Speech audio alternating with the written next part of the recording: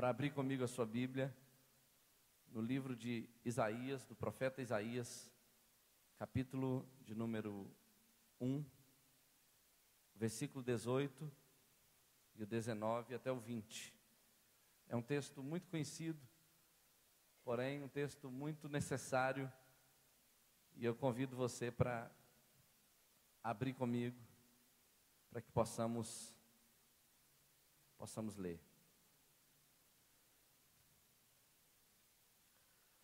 Isaías capítulo 1, versículo 18 até o 20, diz assim: Vinde, pois, e arrazoemos, diz o Senhor. Ainda que os vossos pecados sejam como a escarlata, eles se tornarão brancos como a neve. Ainda que sejam vermelhos como o carmesim, se tornarão como a lã. Se quiserdes e me ouvirdes, comereis o melhor dessa terra. Mas se recusardes e fordes rebeldes, sereis devorados à espada, porque a boca do Senhor o disse. Fecha os seus olhos mais uma vez. Pai, fale conosco nessa noite. Queremos ouvir tua voz, queremos ser ministrados pela tua palavra, queremos, ó Deus, ser transformados por ela. E, ó Deus, sabemos que aquilo que desejamos, aquilo que carecemos, tudo quanto precisamos para vivermos o melhor do Senhor para nós aqui nessa terra, está em Ti e na Tua palavra. E desejamos muito, ó Deus, que o Senhor fale ao nosso coração, que o Senhor traga ao nosso coração aquilo que está dentro do Teu coração e nos transforme pelo poder da Tua palavra. Nós oramos a Ti no nome de Jesus. Amém e amém. Você crê que o melhor dessa terra é para você? Amém? Ou o pior? Quem espera o pior?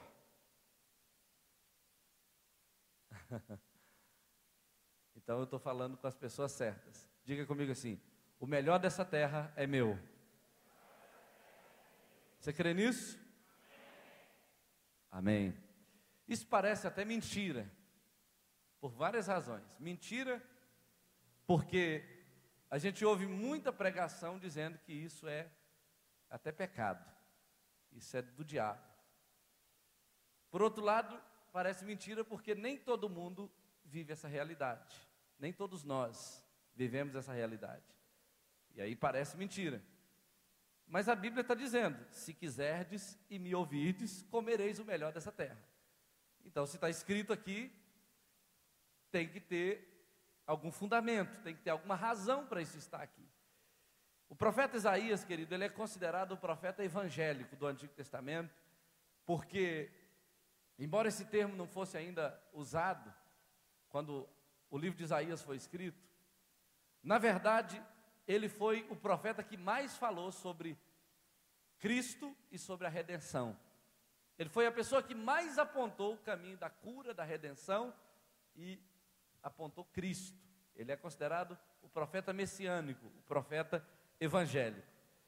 É interessante que nesse capítulo ele condena os pecados da nação, todos os pecados, e faz uma lista desses pecados, dizendo até assim de forma figurativa, quando ele fala no versículo 3, o boi conhece o seu possuidor, o jumento o seu dono, o dono da sua manjedoura, mas Israel não tem conhecimento, o meu povo não entende, falando que o povo se desviou, que o povo buscou toda forma de afrontar a Deus, todo tipo de pecado que trouxesse tristeza no coração de Deus, e ele aponta todas essas coisas, mostrando que o juízo era inevitável, o juízo vindo por parte dos inimigos de Israel era iminente sobre a nação, eles seriam realmente levados para o cativeiro por causa dos pecados. Porém, nesse mesmo capítulo, no versículo 18 até o 20, ele mostra a manifestação da graça, quando ele diz o seguinte: olha, ainda que os vossos pecados sejam como a escarlate,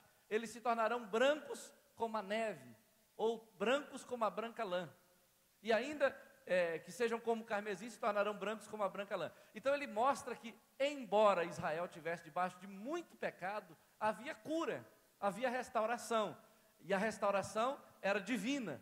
O sangue de Jesus, o sacrifício de Jesus, poderia apagar qualquer mancha que o pecado tinha causado sobre a nação. E aí ele fala de uma outra realidade que não é espiritual, é totalmente terrena, física, e que aí não dependia de Deus, quando ele diz assim: se quiserdes e me ouvirdes, comereis o melhor dessa terra, mas se recusardes e fordes rebeldes, sereis devorados à espada. Então ele mostra para nós o seguinte, que aquilo que diz respeito ao pecado, a solução é divina, e ela já foi providenciada. Qualquer pessoa, por mais pecadora que seja, por mais transgressões que tenham cometido, pode encontrar perdão através do sangue de Jesus. Deus já providenciou a cura, o perdão, a restauração para qualquer tipo de gente. Agora, comer o melhor dessa terra não depende de Deus. Ele diz: se quiserdes e me ouvirdes, comereis o melhor dessa terra. Nesse versículo, se quiserdes e me ouvirdes, mostra pelo menos 3 coisas. A primeira é que Deus está disposto a nos dar o melhor dessa terra. Mostra também que o melhor dessa terra começa com o desejo. Primeiro, o desejo de Deus de nos dar o melhor dessa terra. Depois, o desejo de quem busca o melhor dessa terra. E quando ele fala o melhor dessa terra, ele não está falando das coisas espirituais melhores, tipo a melhor igreja, o melhor pastor, a melhor Bíblia, o melhor culto, não. Ele está falando de coisas desta terra. Família abençoada, prosperidade, saúde, essas coisas que são da terra, não são coisas do céu. Então, o melhor dessa terra faz parte do desejo de Deus de nos dar. E ele diz ainda que existem condições para isto, que é desejar e ter atitudes certas. E eu quero falar um pouco sobre essas coisas. É interessante que o texto é claro no que Deus está disposto a oferecer. Quando ele fala do melhor dessa terra, ele está falando da melhor vida. Eu não quero ter a pior vida. E ele diz: se você deseja uma melhor vida, você pode ter. Você não precisa viver amargando sofrimentos, angústias.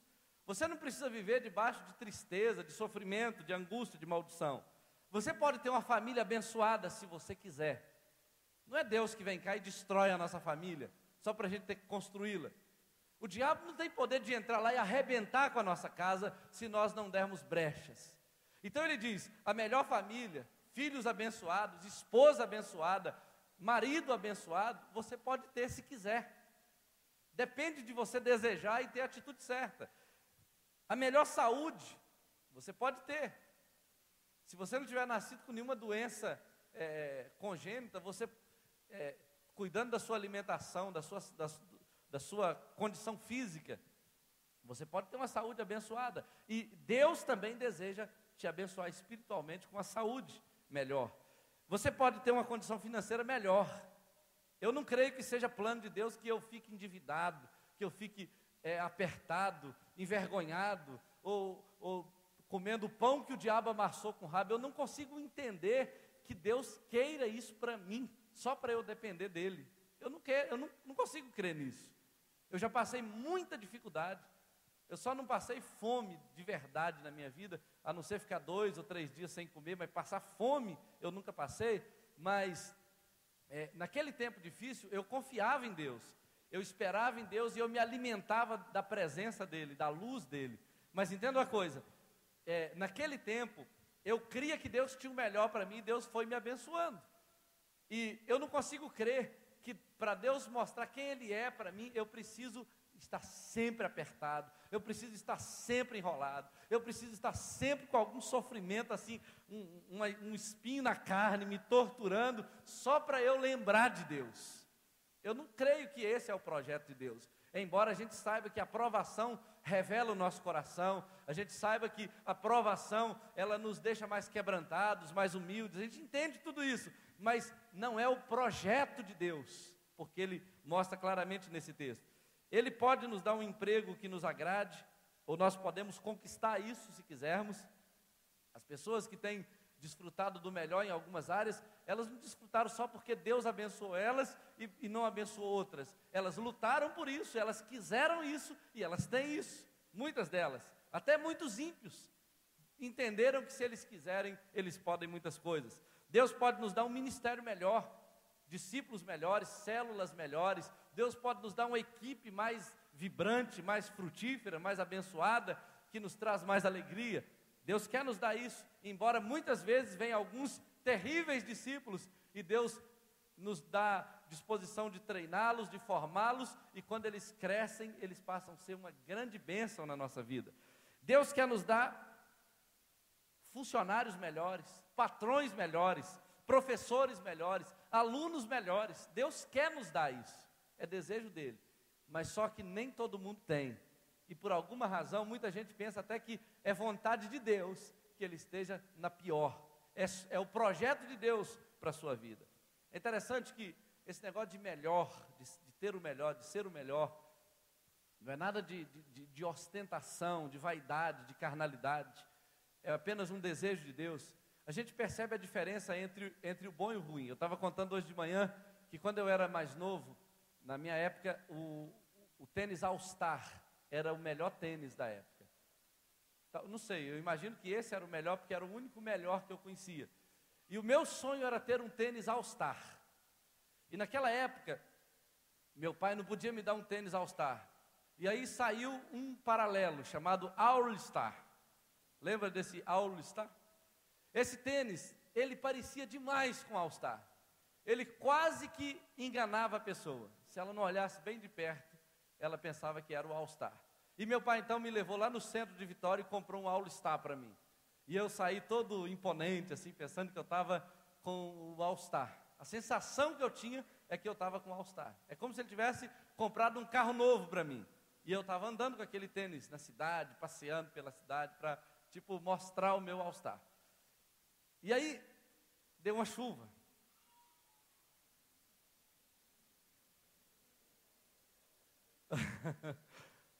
E eu comecei a sentir meu pé um pouco molhado.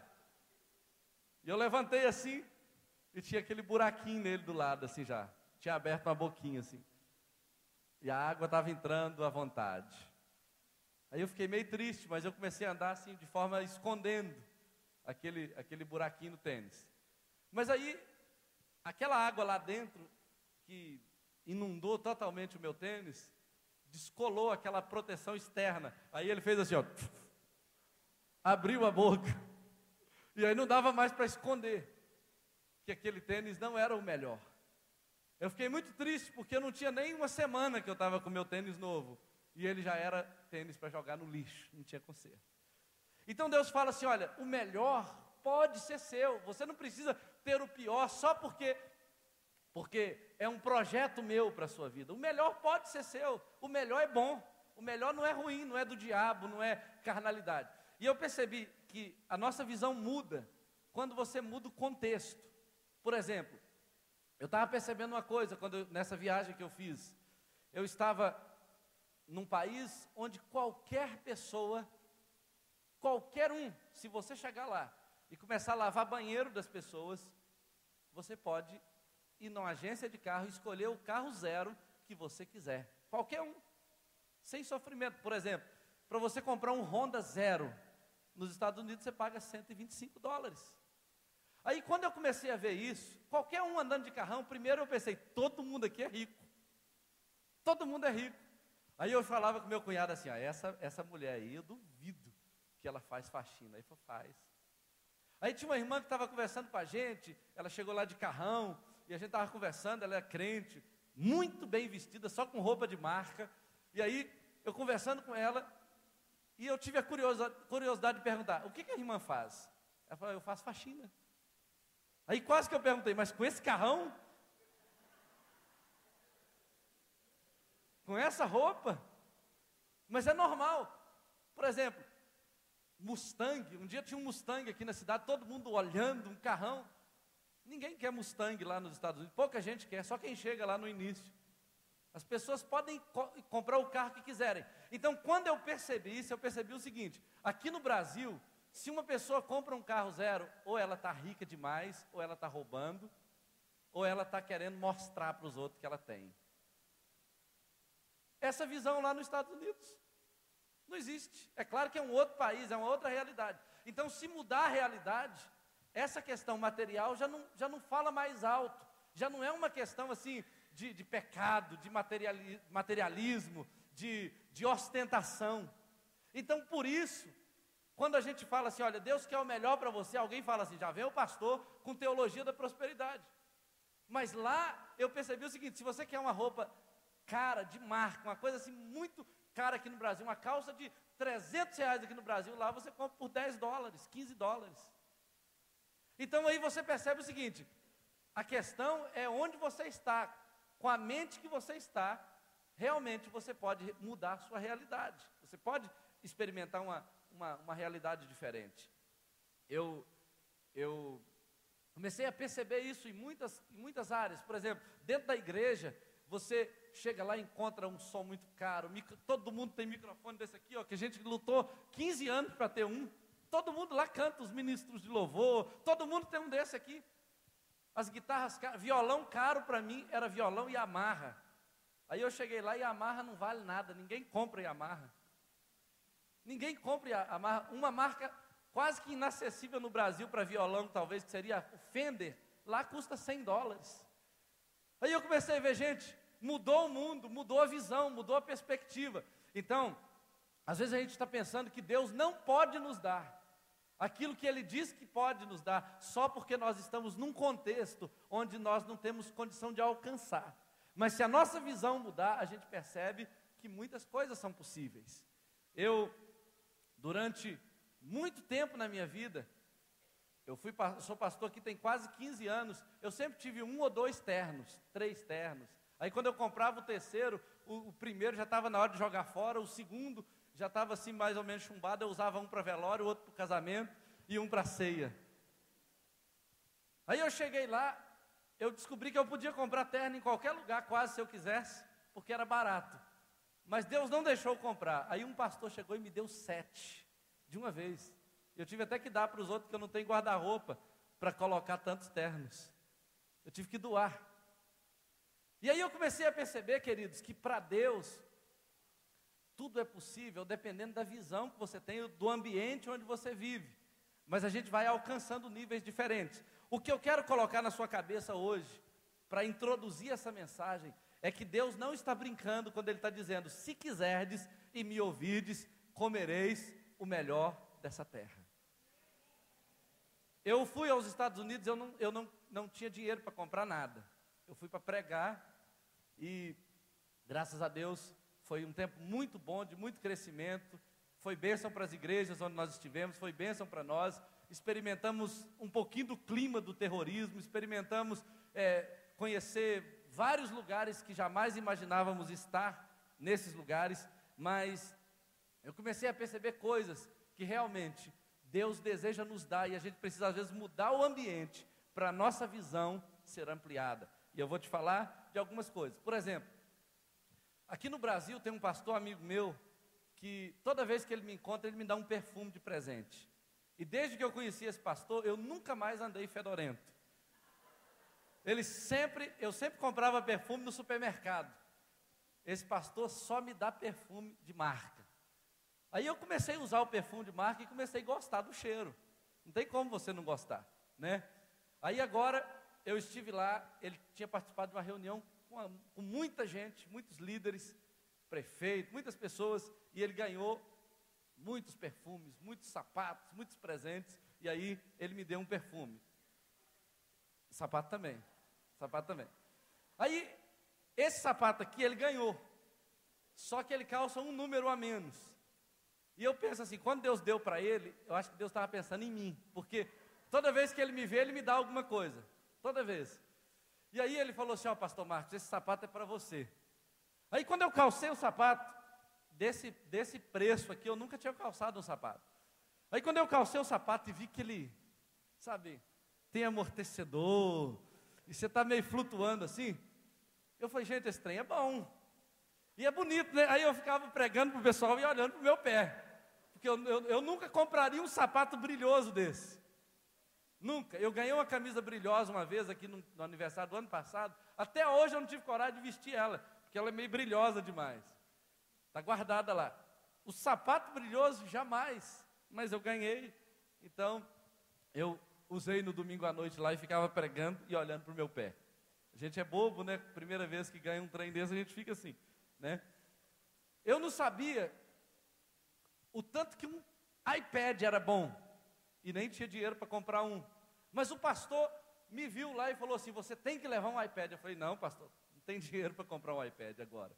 Da próxima vez eu levo. Ele falou: não, você vai levar um. Eu falei: não, pastor. Aí ele falou assim: não, eu não estou te vendendo iPad não, eu estou te dando, leva esse negócio. Aí eu falei: amém. Eu levo, em nome de Jesus. Primeira vez que eu preguei de iPad, foi muito emocionante, foi muito bom. Então, você começa a ver que o melhor é bom. O melhor realmente é gostoso, é bom experimentar o melhor em muitas áreas. É bom ter uma família abençoada. É bom você acordar e não ter doença nenhuma te perturbando. É bom você olhar para os seus filhos e eles são filhos abençoados. Olhar para a sua esposa, para o seu casamento, para a sua vida espiritual e ver que você está vivendo o melhor de Deus. É projeto de Deus para a sua vida. Não é carnalidade, não é uma mentalidade assim mundana, materialista, não, porque o nosso coração não está nessas coisas. Mas é realmente a palavra de Deus que quer se tornar verdade na nossa vida quando Ele diz: se quiserdes e me ouvirdes, comereis o melhor dessa terra. Só que Deus mostra que há condições para isso.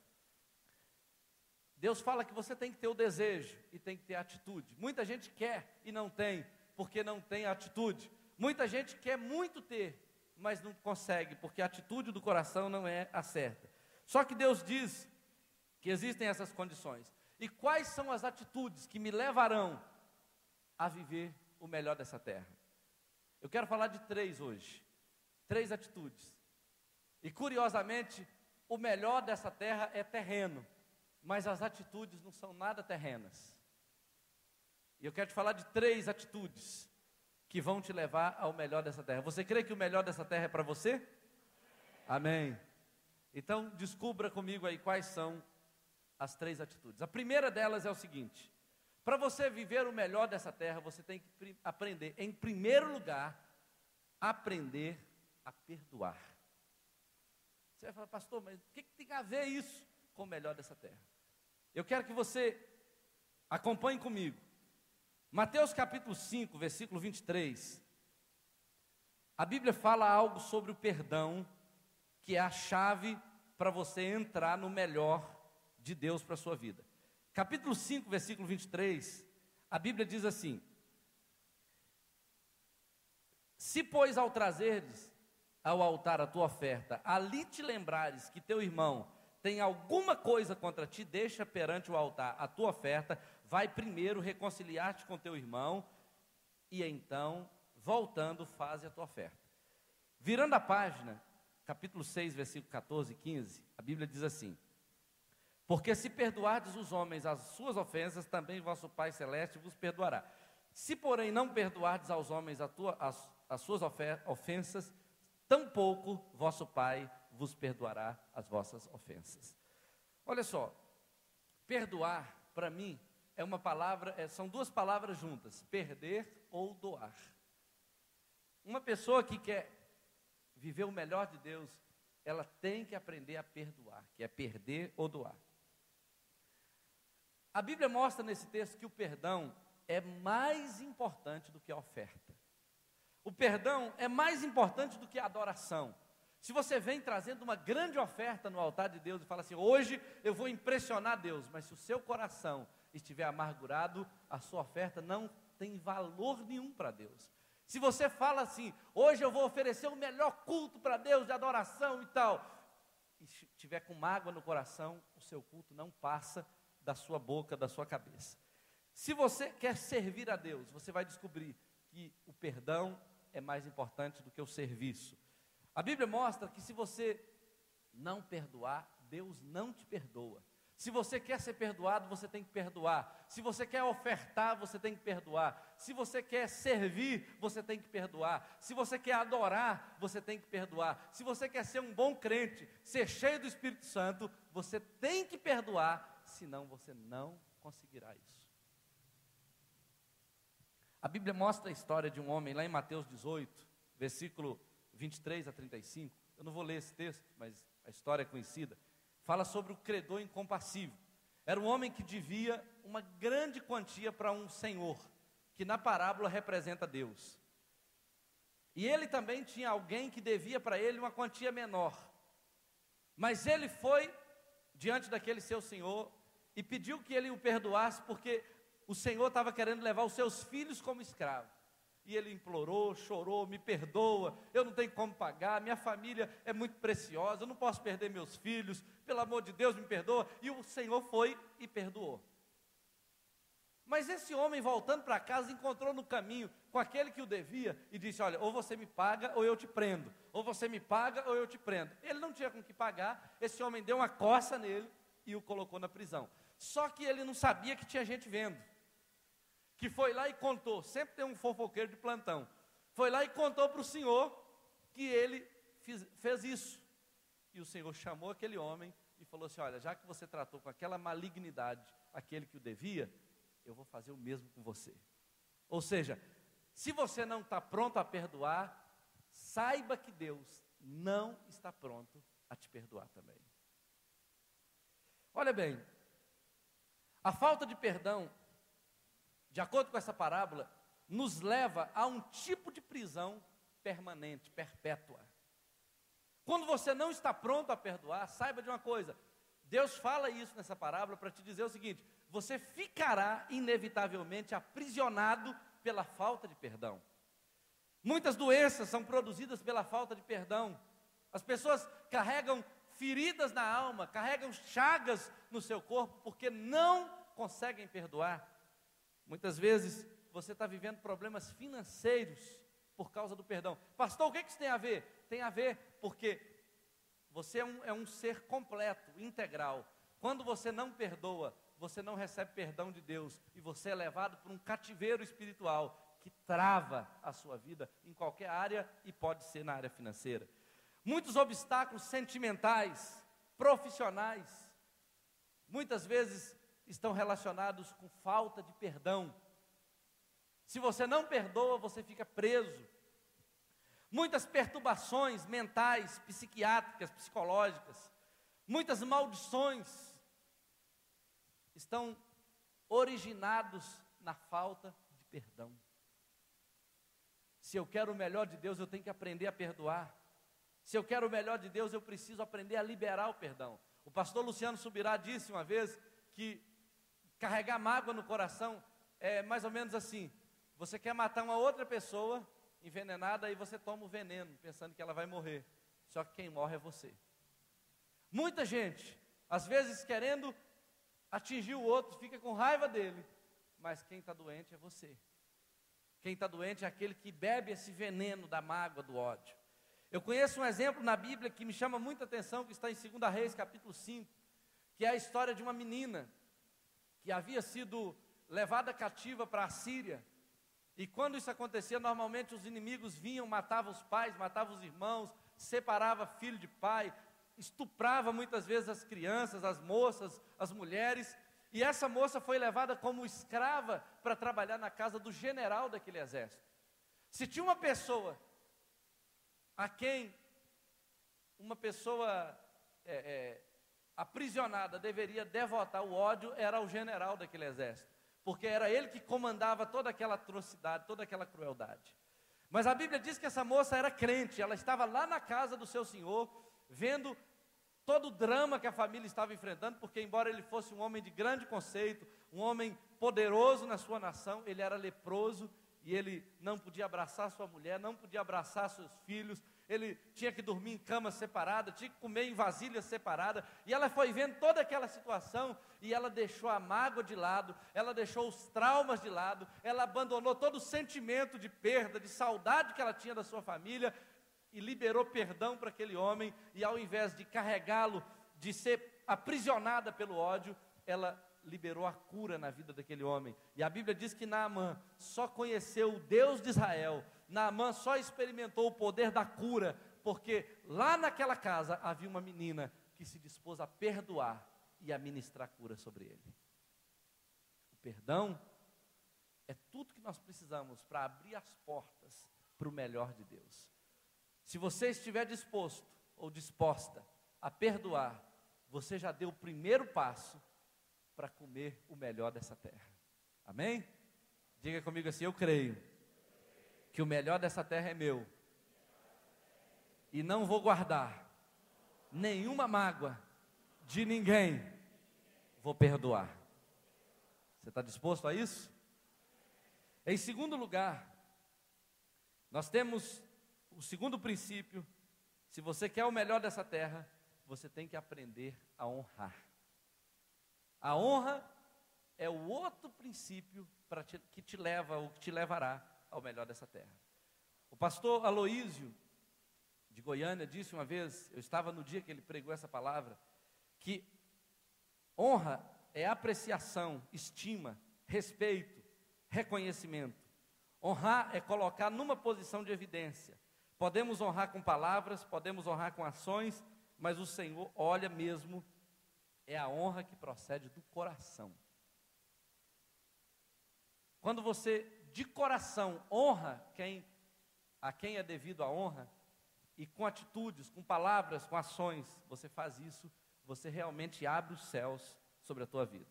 Olha só, a Bíblia fala lá em Provérbios, capítulo 3, versículo 9, a Bíblia diz assim: honra ao Senhor com os teus bens e com as primícias de toda a tua renda, e fartamente se encherão de trigo os teus celeiros e de mosto os teus lagares.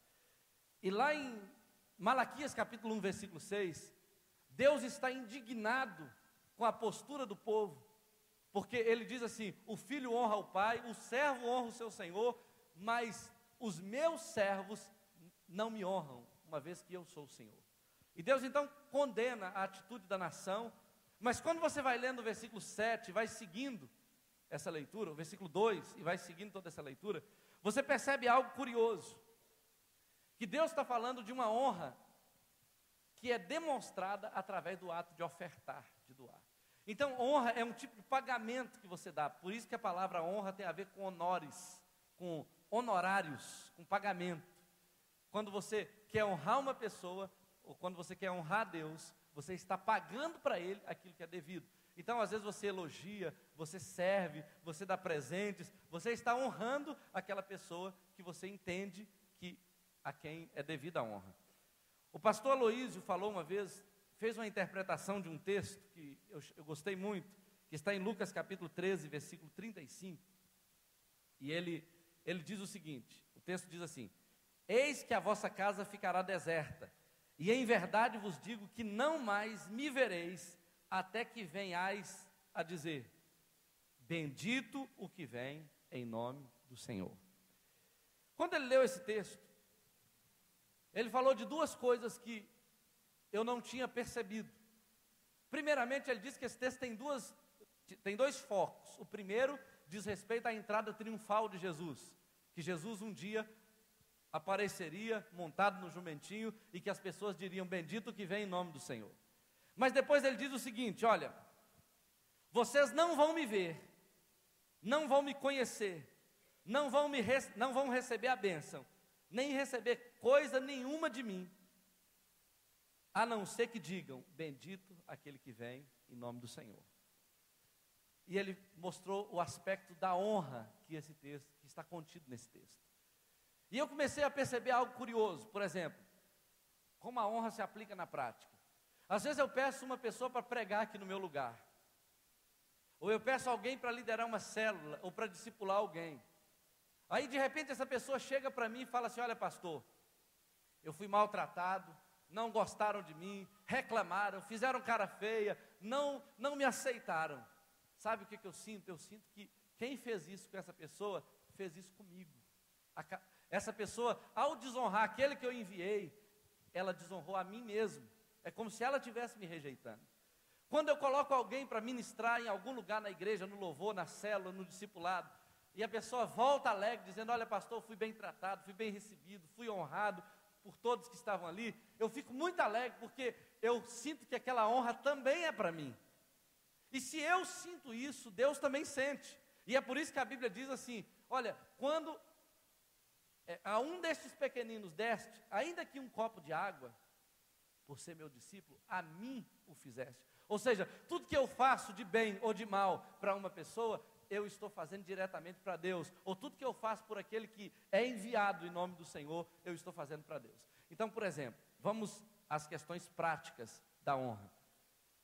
A Bíblia diz que você não vai ter bênção de Deus, que as portas não se abrirão, ou que você não vai receber coisa alguma de Deus, se você não disser bendito o que vem em nome do Senhor. Se você não honrar aquele que vem em nome do Senhor, o seu líder de célula, o seu discipulador, o professor da escolinha das crianças, o professor do CMC, o seu pastor de área, ou eu mesmo que sou o seu pastor, se você não reconhece a unção de Deus, que está sobre a liderança, sobre o ministério, sobre a equipe que está discipulando, cuidando da igreja, você não vai receber de Deus a bênção que vem por meio desta liderança. É um princípio de Deus, é um princípio para o seu crescimento. E aí, quando você lê a Bíblia a respeito de oferta, de dízimo, eu já vi muita gente piedosamente chegando no púlpito e dizendo assim: olha, você está trazendo a sua oferta, você está trazendo o seu dízimo, não pense que é a homens que você está fazendo isso, você está fazendo isso para o Deus de Israel, para o Deus Todo-Poderoso. Isso parece muito espiritual, só que entenda o seguinte: quando a igreja faz isso, ela pensa que ela está fazendo diretamente para Deus. Na verdade, ela está equivocada, porque Deus fala assim: os levitas não terão herança na minha casa, eu serei a sua herança. E aí Deus fala assim: tudo que os filhos de Israel trazem a mim, eu dei para o levita e para o sacerdote. Aí o que acontece? Todos os filhos de Israel, quando pegavam as suas ofertas, o melhor da sua produção, e levavam no altar de Deus, a consciência que eles tinham, é que eles estavam levando para Deus, mas para a manutenção do sacerdócio. Eles tinham esse entendimento: olha, eu estou levando o melhor da minha produção para abençoar o sacerdote, para abençoar os levitas. Então a visão deles era de honrar o sacerdote, era de honrar o homem ou a pessoa que Deus colocou como autoridade espiritual sobre ela. Então aquela visão que a gente tem, eu honro a Deus, eu não honro homens, é uma visão errada, porque se você não honra homens, você não honra a Deus. Se você não honra pai e mãe, você não honra a Deus. Se você não honra professor lá na escola, você não honra a Deus. Se você não honra um professor de escola dominical, ou de rede de crianças, ou um líder de jovens, de adolescentes, você não honra a Deus. A Bíblia diz que se você não ama o homem que você está vendo, você jamais amará o Deus que você não vê. Você entende? Então o princípio da honra tem a ver com pessoas, tem a ver com homens, com pessoas que Deus levanta. É claro que toda honra, toda glória, todo louvor é de Deus, mas esse fluir de Deus, ele acontece por meio de homens. Então, querido, como deve estar o nosso coração? A Bíblia diz o seguinte, que somente a Deus devemos dar a glória, mas a Bíblia diz também que você não vai ver a Deus até que você seja capaz de dizer: bendito o que vem em nome do Senhor. Você quer ver Deus na sua célula, na sua família? Começa a honrar aquele que vai a sua vida em nome do Senhor. Começa a abençoar aquelas pessoas. Em vez de ter uma postura crítica, em vez de ter uma postura de rebeldia, ou uma postura de indiferença, ou uma postura de insatisfação, começa a ter uma postura de honra, de valor. Coloque a pessoa que Deus está usando em alta estima, e Deus vai te abençoar por causa disso. A Bíblia mostra muitos exemplos de pessoas que honraram e que foram tremendamente abençoadas. Então, bendito que vem em nome do Senhor é uma chave para liberar bênção sobre a sua vida. Quantos aqui querem ver a bênção de Deus sobre a sua vida? Eu tenho certeza que você quer. Você quer o melhor dessa terra. Então, seja criterioso, cuidadoso em honrar todas as pessoas que vêm em nome do Senhor. Seja cuidadoso, porque a unção que você honra, é nessa unção que você prospera. Agora, em último lugar, em terceiro e último lugar, a terceira atitude, muito importante, para você comer o melhor dessa terra, viver tudo que Deus tem para você, aprenda sobre o poder do louvor. O louvor é algo muito poderoso. Quando eu estava preparando essa palavra, hoje pela manhã eu acordei passando muito mal.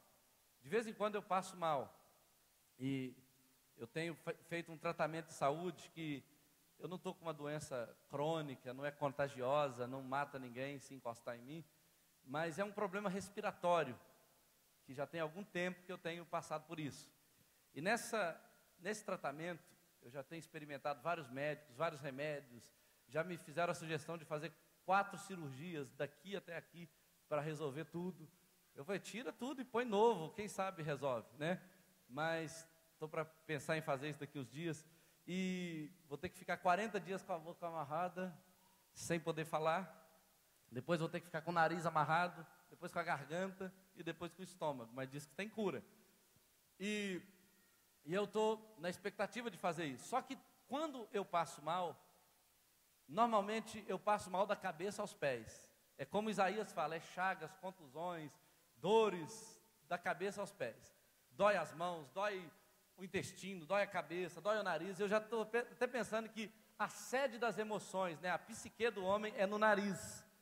Porque é daqui que tem saído todas as minhas emoções fortes quando eu estou passando mal. E aí hoje eu acordei passando muito mal. E normalmente quando eu acordo passando mal assim, eu tenho que tomar comprimido para eu orar, porque eu não consigo orar. Eu tenho vontade de ficar só deitado, quietinho, de olho fechado, porque nesse clima é que eu consigo não sentir muito mal. Então, eu não tenho vontade de ler a Bíblia, eu não tenho vontade de nem vir à igreja. Não porque eu não estou crente, é porque o corpo fica muito mal. Aquela sensação de muita febre, e não tem febre nenhuma. E aí, eu sentei para preparar a palavra, e comecei a preparar a respeito desse terceiro ponto, sobre o louvor. E aí, eu comecei a falar com Deus, Deus, eu estou com muita vontade de voltar para aquela cama. Eu estou com muita vontade de mandar outra pessoa pregar hoje. Mas de repente eu comecei a louvar a Deus, porque Deus começou a ministrar o meu coração, que o louvor pode me libertar. E eu então comecei a exaltar a Deus, porque a gente sabe que Deus zomba de Satanás. E eu então comecei a louvar a Deus, e falar assim, Deus, eu te louvo até por essa doença, porque se ela me matar eu vou te encontrar mais depressa. Se ela não me matar, eu vou continuar te servindo doente ou curado. Eu te louvo porque, como eu estou com muita dificuldade de preparar a palavra, eu estou podendo orar um pouquinho e adorar o teu nome. E comecei a louvar a Deus, e fui falando o que estava saindo de dentro de mim. E à medida que eu fui falando, meus queridos, eu comecei a sentir um calor da presença de Deus tão grande, que não levou 5 minutos, eu não estava sentindo nada. E até agora eu não estou sentindo nada. O louvor tem poder de curar e de libertar.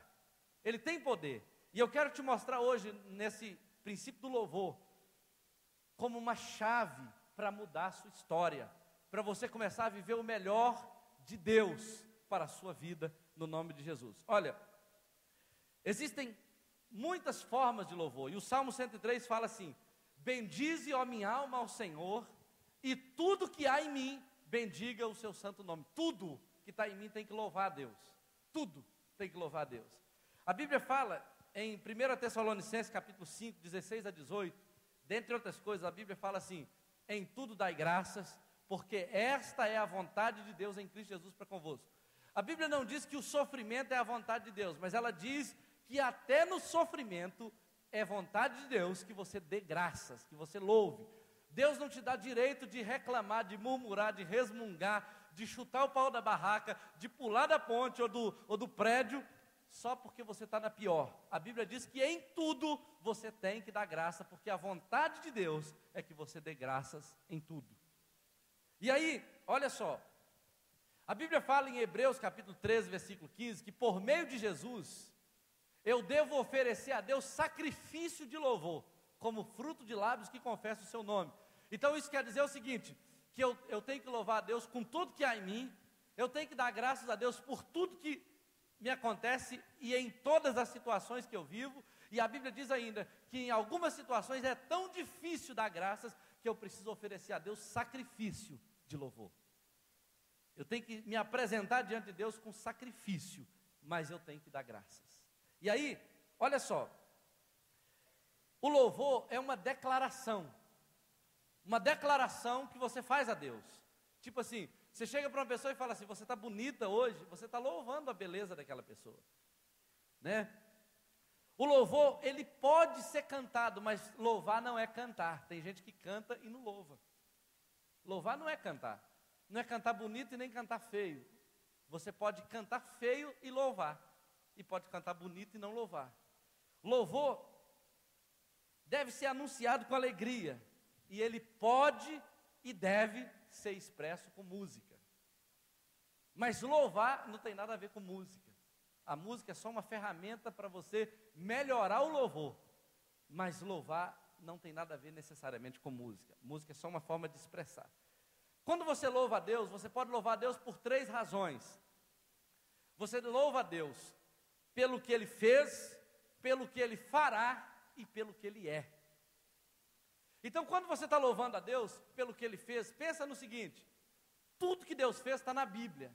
Ou está na Bíblia, ou está na sua mente, porque você sabe o que Deus fez na vida de algumas pessoas que não estão registradas na Bíblia. Mas se Ele fez, é motivo para louvar. Se Ele não fez nada na sua vida hoje, mas fez na vida de alguém, louve a Deus por aquilo que Ele fez na vida de alguém. Se Ele fez na palavra, você tem que lembrar daquilo, dos feitos que Deus realizou e louvá-lo. Por exemplo, você pode louvar a Deus pelo mar que se abriu, e você pode dizer o seguinte: olha, se Deus abriu o mar para Israel, quando estava em aflição, os inimigos vindo para matá-lo, o mar diante deles, montanhas à sua volta, eles não tinham caminho nenhum, mas quando eles louvaram, Deus abriu o caminho no meio do mar. Então, queridos, se Deus fez isso por Israel, eu posso estar no pior dia da minha vida, que se eu louvar a Deus, o mar se abrirá, e Deus me dará um caminho no meio das águas, para eu receber o meu milagre.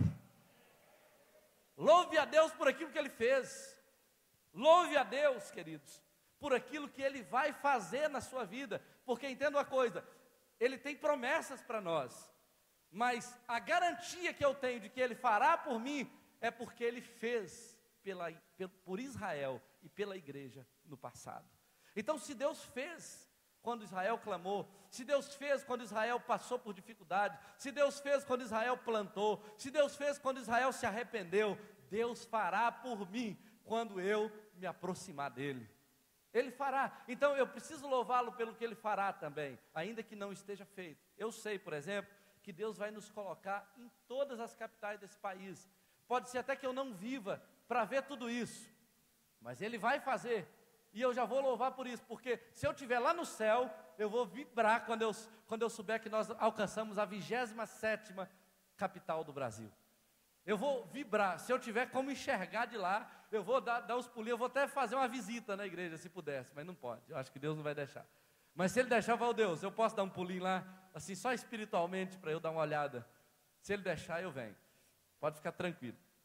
Agora, olha só, eu louvo a Deus por aquilo que Ele fará, eu louvo a Deus pelo que Ele fará na vida dos meus filhos, eu louvo a Deus por aquilo que Ele fará na vida dos meus netos, bisnetos, porque a Bíblia diz que a descendência do justo é poderosa na terra. Eu louvo a Deus por aquilo que vai sair da minha descendência, eu creio nisso, eu oro por isso, eu sei que Deus fará isso na minha vida, eu sei que Deus fará na vida da minha família, na vida dos meus irmãos, dos meus tios, primos, sobrinhos. Eu louvo a Deus por isso, e quando eu louvo, Deus age.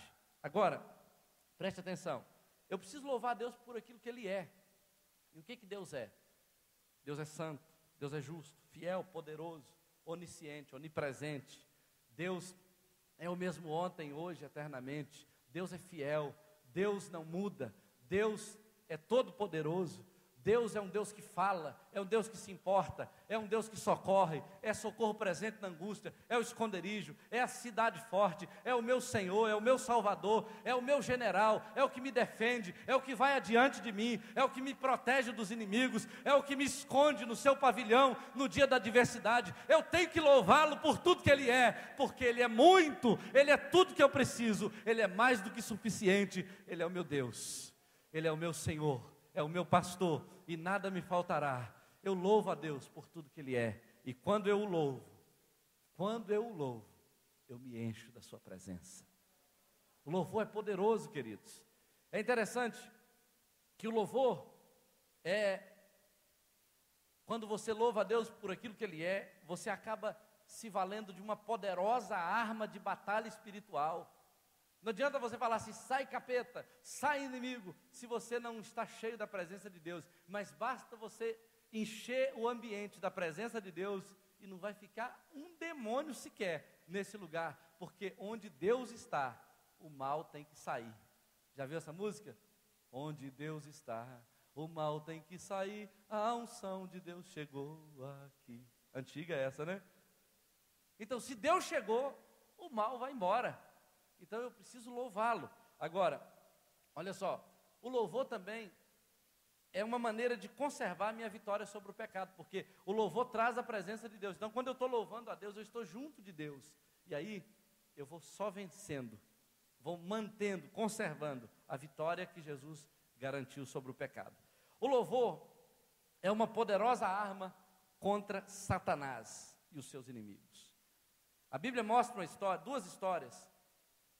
Eu vou falar das duas e fazer o encerramento.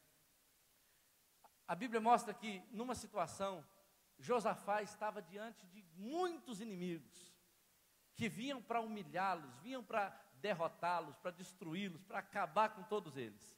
A Bíblia fala que os filhos de Amon, os filhos de Moabe e aqueles que habitavam nos montes de Seir, todos eles se ajuntaram contra Josafá. E se a gente traduzir isso em termos de entidades espirituais, você vai ver, o espírito de sensualidade estava ali para destruir Josafá. Era na área da sensualidade, esses demônios, esses inimigos. E a Bíblia mostra que Josafá clamou a Deus, e Deus falou assim: olha, nessa batalha não tereis que pelejar, essa vitória é minha, essa batalha é minha. Mas amanhã vocês vão organizar os exércitos com seus instrumentos musicais, e à medida que vocês louvarem, eu vou dar vitória. E a Bíblia diz que Israel saiu louvando, cantando. Imagina um exército indo para a guerra só com instrumento de música. Já imaginou isso? Mas saía cada metralhada no diabo, querido, que ele não sabia nem para onde correr. E a Bíblia diz que os inimigos se degladiaram entre eles. E naquela noite, o Senhor trouxe grande vitória sobre Israel. Os próprios anjos de Deus vieram travando aquela batalha. E Israel só pegou os despojos, entrou diante de um vale de grandes bênçãos, porque através do louvor eles tiveram vitória. Talvez você está jejuando, está orando, está insistindo e nada acontece. Começa a louvar por aquilo que Deus fez, por aquilo que Ele fará, por aquilo que Ele fará na vida do seu filho, do seu marido, na sua saúde, nas suas finanças, porque as portas se abrirão. A Bíblia mostra que Paulo e Silas estavam aprisionados também, lá na cidade de Filipos. Estava aprisionado, estava dentro de cadeias, preso com grilhões. À meia-noite eles louvavam a Deus, e enquanto eles louvavam, Deus enviou um anjo que quebrou as cadeias, que quebrou os troncos, as prisões, e a Bíblia diz que as portas se abriram, e todos puderam sair naquela noite, porque enquanto eles louvavam, as prisões foram abertas. Olha, às vezes, você tem vivido um tempo de frieza espiritual. O louvor é uma chave poderosa para você se encher do Espírito. A Bíblia diz que Deus habita no meio dos louvores. Você tanto vence a Satanás, quanto você se enche do Espírito. Então o seu dia pode ser um dia cheio de alegria, cheio da presença de Deus, através do louvor, porque o louvor te levará a uma dimensão espiritual muito maior do que a que você viveria reclamando e murmurando. Às vezes, você tem passado por um tempo de irritação e de nervosismo. Qualquer coisa te faz explodir. Talvez, de alguma forma, os seus relacionamentos não estão bons. E qualquer reclamaçãozinha que você dá, o pau quebra. Você não pode nem reclamar que a toalha foi dobrada do jeito errado, porque já está voando panela dentro da cozinha. Talvez você não consegue ver milagre nenhum acontecendo. Ou talvez a sua alma não consegue ficar quieta, não tem paz dentro de você. Talvez seu coração está triste. Você não consegue trazer alegria, te fazer pular, dançar, gritar na presença de Deus. Seu ânimo está zerado. Talvez o pouco que você tem não está dando nem para você mais. Não tem alegria, não tem ânimo, não tem dinheiro, não tem nada que te preencha, que te satisfaça. Talvez a sua fé está zerada. Eu quero te dizer uma coisa, queridos. O louvor é a chave para mudar o ambiente onde você vive. Comece louvando e a irritação vai embora. Comece louvando, porque a bênção que virá com o louvor espantará o mal que está te perturbando. Comece louvando e os seus relacionamentos vão melhorar completamente. Comece louvando e os milagres vão começar a acontecer. Aquilo que não era para acontecer, vai acontecer. Porque o diabo tem uma estratégia, querido, de de transformar dificuldade em impossibilidade. O diabo pega um montinho de areia desse tamanho e faz ele virar uma montanha gigante na sua presença, mas quando você louva, a sua visão muda, você começa a enxergar que é possível transpor aquela montanha, porque ela não é daquele tamanho, não é nada impossível que está diante de você, a paz inunda o seu coração. Às vezes você está vivendo um tempo de conflito. Eu não sou a pessoa certa para essa posição, eu não devo ser líder de célula, eu não quero discipular, nem ser discipulado, eu acho que eu não quero nem ficar nessa igreja, eu não quero mais isso nem aquilo, Deus não me chamou para isso, eu não sou capaz e não sei o que. Entenda uma coisa, comece a louvar, porque Deus vai transformar dificuldade, a impossibilidade em milagres na sua vida. Deus vai tirar a água da rocha, Deus vai abrir caminho no meio do mar, Deus vai mudar a sua realidade, enquanto você louva, enquanto você louva. Você crê nisso? Fique de pé, por favor. Se quiserdes e me ouvirdes, comereis o melhor dessa terra. Às vezes eu fico pensando que algumas coisas muito difíceis, elas podem ficar fáceis, dependendo do ambiente espiritual que nós estamos enfrentando. Se você está fazendo muita força, experimente entrar na dimensão do louvor. Não precisa sair amanhã e fazer uma dívida só para comer o melhor dessa terra. Não precisa amanhã estourar o limite do seu cartão, ou trocar toda a mobília da sua casa, ou trocar de carro, só para dizer assim, agora eu estou comendo o melhor dessa terra. Não. Comece a perdoar, comece a honrar, comece a louvar, e Deus vai começar a entregar na sua mão o melhor dessa terra.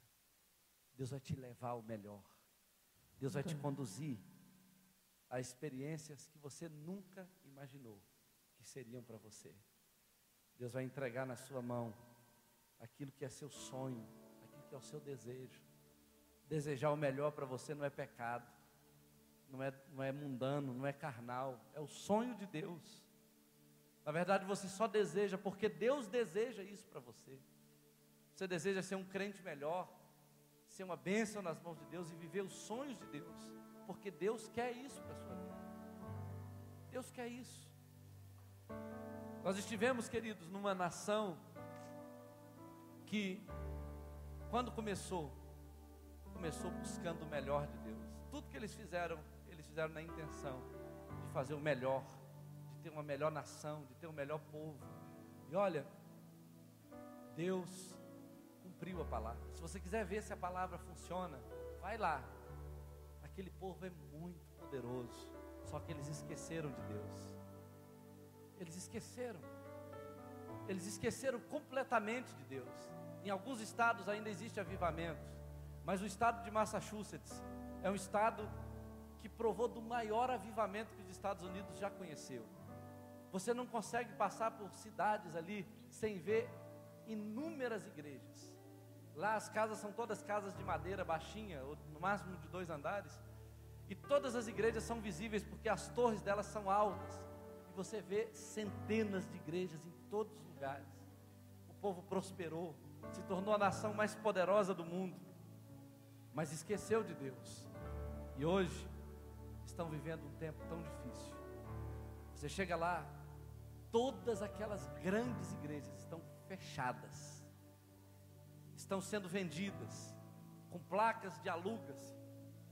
Se alguma pessoa frequenta o culto, 2, 3 pessoas numa igreja que cabe 200, 300 pessoas, eles sentam lá para fumar charuto, tomar cerveja, porque não são crentes mais, perderam a visão de Deus. Umas poucas igrejas ainda estão sobrevivendo, e as igrejas que estão experimentando o melhor de Deus são as igrejas brasileiras. Mas à medida que eu fui andando por aquelas cidades, como a cidade de Salem, ou a cidade de Peabody, cidade onde Charles Finney pregou, um grande avivalista, onde as almas se renderam, abandonaram os seus vícios e pecados. Hoje, a cidade das bruxas, onde quando você entra na cidade assim, você vê uma grande bruxa, uma estátua de cimento ali, e lá tem o templo de Wicca. Acredita-se que há mais ou menos 3.000 bruxas na cidade de Salem. Um povo que se esqueceu de Deus, que abandonou completamente a comunhão com Deus. Um povo frio. Depois de visitar tantas cidades daquelas, eu fui pregar no domingo à noite numa igreja brasileira. E eu preguei até um certo tempo, mas eu chorei muito. Eu nunca chorei tanto na minha vida. Eu não conseguia parar de chorar. Eu queria pregar, eu não queria chorar. E eu gemi como nunca antes, de ver o que pode acontecer quando alguém abandona o Senhor.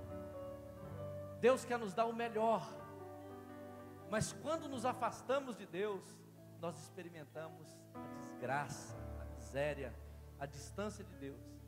É a pior pobreza que uma pessoa pode ter. Você encontra aquelas casas bonitas, carros bonitos na garagem, mas as pessoas não têm comunhão com Deus. Especialmente os americanos, daquela região.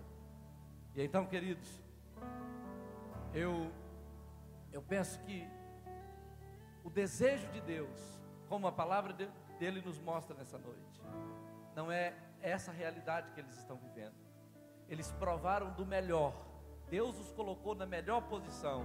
Deus lhes deu a melhor condição. Mas eles trocaram a condição, trocaram Deus por essa condição. E hoje eles precisam desesperadamente de Deus. Se Deus te chamar para ser um missionário lá nos Estados Unidos, aprenda o inglês e vai. Se Deus te chamar para ganhar americano para Jesus, vai, porque é um grande campo que está desesperadamente precisando de Deus, precisando da misericórdia dele. Eu quero orar com você nessa noite, porque nós estamos do outro lado da história. Deus quer nos levar ao melhor. E para que vivamos isso, temos que perdoar. Se você tem que perdoar alguém, comece agora. Se tem alguém aqui que você precisa perdoar, eu te desafio. E eu não estou pregando essa palavra aqui só para você falar assim, palavra bonita, pregador. Não, eu quero que você saia do seu lugar agora e vai até aquela pessoa com quem você está ferido e perdoa e pede perdão. Porque Deus vai fazer uma coisa grande aqui. Eu creio que Deus vai curar pessoas aqui hoje. Eu creio que Deus vai desatar milagres aqui hoje. Perdoa, no nome de Jesus. E nós vamos começar um clima de louvor. E enquanto vamos fazer isso, você vai liberar perdão, vai acertar seu coração com essa pessoa. Eu quero te desafiar a louvar. Não é para cantar, é para louvar. É para exaltar o Senhor por aquilo que Ele fez, por aquilo que Ele fará e por aquilo que Ele é. E enquanto você louva, Deus vai te curar hoje de alguma enfermidade. Deus vai abrir alguma porta que está fechada. Deus vai julgar sua causa na justiça. Deus vai restaurar sua família. Deus vai converter seu marido, sua esposa, seu filho. Deus vai fazer algum milagre na sua vida. Se você crê, Deus vai mudar a sua história. O louvor tem esse poder de te libertar. Você crê nisso? Feche os seus olhos e levante a sua voz e comece a louvar ao Senhor. Comece a falar bem do Senhor. Comece a admirar a beleza dele. Decalabaxaramanai. Aleluia, Jesus. Não olha para ninguém, é só você e Deus.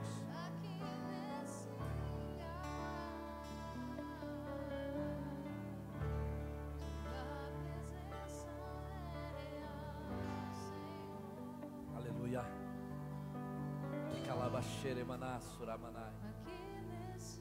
Te adoro, Jesus. Adoro o Senhor nessa noite. Te adoro. Te amo, Senhor. Te amo. Te amo, Senhor. Minha alma te deseja. Meu coração te deseja. Decalabaxeremanai.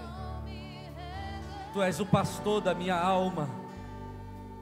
Tu és o meu amigo fiel. Tu és o esconderijo onde eu me abrigo. Debaixo das tuas asas eu me sinto seguro. Ainda que eu ande pelo vale da sombra da morte, eu não temerei, porque tu estás comigo. A tua vara e o teu cajado me consolam. A tua presença é mais importante do que o vale da sombra da morte, que muitas vezes me aflige. Eu te louvo porque eu posso estar escondido em ti. Tu és a minha cidade forte, Tu és a minha fortaleza, Tu és o meu baluarte. O sol não me molestará de dia, nem a lua de noite, porque eu estou debaixo das Tuas asas, debaixo das Tuas penas eu me sinto seguro.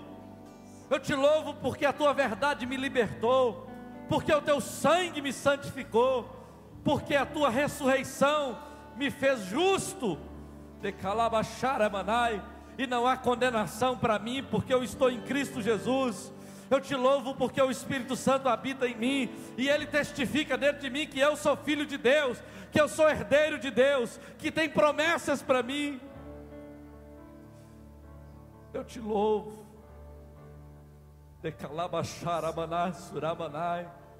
porque Tu és aquele que abriu o mar vermelho, Tu és aquele que deu vitória a Israel diante dos seus inimigos, Tu és aquele que fará na nossa vida a mesma coisa, abrirá caminhos, meu Deus, quando as impossibilidades nos pressionarem, o Senhor enviará socorro, o Senhor enviará livramento, dos céus virá livramento para mim, para minha família, para minha casa. O Senhor dará ordem aos Teus anjos a meu respeito. Eu Te glorifico, Deus querido, porque a Tua palavra me sustenta, me protege, me alimenta, é o pão que me sustenta. Glorificado é o Teu nome, Senhor. Glorificado é o Teu nome, porque a Tua palavra é lâmpada para os meus pés, é luz para o meu caminho. Ó Deus, a Tua palavra me faz mais sábio que os meus inimigos.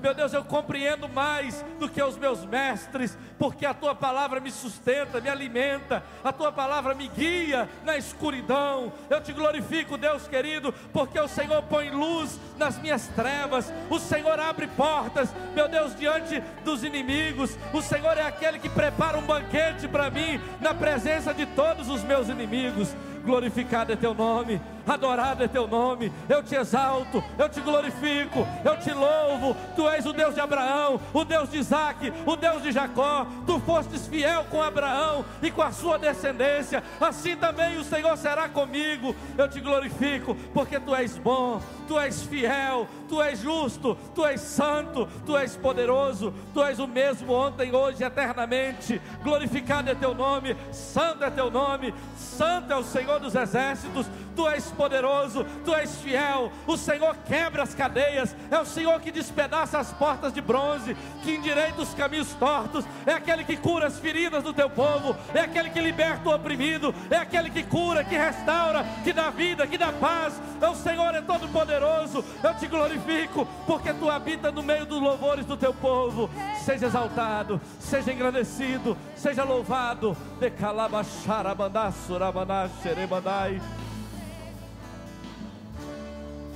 Feche os seus olhos, adore o Senhor nessa noite.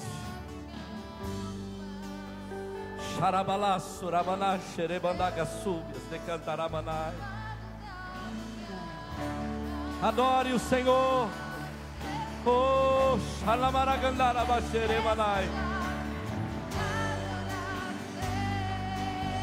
oh,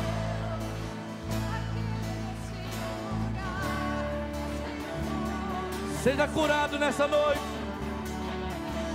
Receba vitória, receba libertação, receba vida, receba vida. A unção de Deus quebra o jugo nessa noite sobre você. Receba, receba.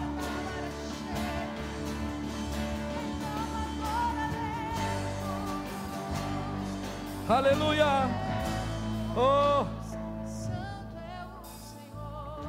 o Senhor está restaurando a tua família nessa noite. Esse demônio que está querendo separar você da tua mulher, ele está saindo hoje da tua casa. De calabacharamanassunai, de querebandai.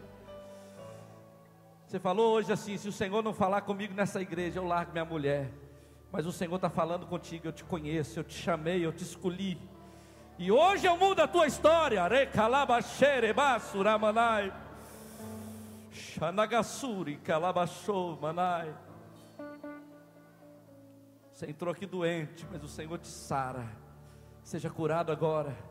O poder de Deus para curar está sendo liberado sobre a tua vida agora. Pode mandar essa enfermidade embora, porque o Senhor te cura hoje. Comece a glorificar a Deus pela tua cura, porque você vai saltar como uma gazela na presença do Senhor, porque Ele te cura hoje, Ele te cura, Ele te cura. Receba a cura agora. Recalabarracha nagassuri alabai. Receba. Você entrou aqui deprimido, angustiado, coração travado. O Senhor está quebrando essas correntes hoje. Uma alegria tão grande vai inundar a tua vida. Pode começar a glorificar, porque o Senhor está te curando, o Senhor está mudando a tua história. Esse tempo de reclamação, de angústia, de raiva da tua vida vai sair, porque o Senhor traz alegria, regozijo, coroa em vez de cinza, óleo de alegria em vez de espírito angustiado. Receba, receba, receba, receba. Deixa o Senhor te tocar. Eu te glorifico porque tu estás aqui, Senhor. Tu habitas no meio do louvor do teu povo. O Senhor está fazendo milagres. A tua presença faz proezas nesse lugar. Aleluia. Receba, receba, receba, receba, receba, receba. Comece a declarar: o melhor dessa terra é meu. O melhor é meu. O melhor é meu, o melhor é para mim. Eu tomo posse nessa noite. Comece a gritar isso, comece a gritar, porque esse mal vai sair da tua vida. Comece a exaltar a Deus, porque Deus vai te colocar em posição de honra. Deus vai mudar a sua história. Comece a glorificar a Deus. Dê lugar ao Espírito Santo. Comece a declarar: o melhor dessa terra é meu, o melhor dessa terra é meu, o melhor dessa terra é meu.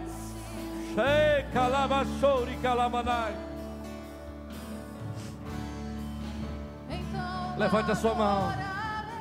Oh, aleluia.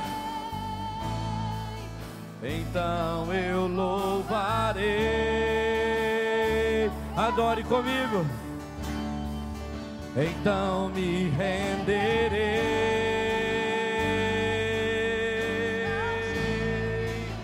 totalmente a ti. Então adorarei. Então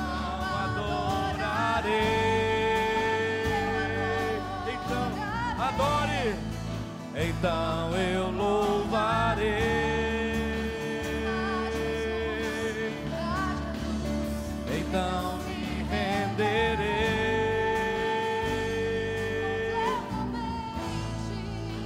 totalmente a ti.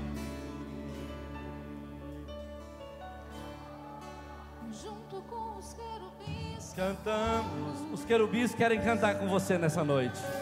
Cante com os querubins nessa noite, porque é noite de milagres. É noite de desatar na tua vida milagres. O melhor dessa terra é seu, e Ele quer derramar sobre você. Diz: cantamos, Santo, Santo é o Senhor.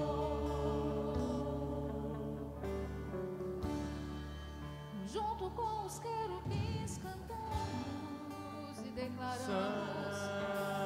Santo. Junto com os querubins cantamos: Santo.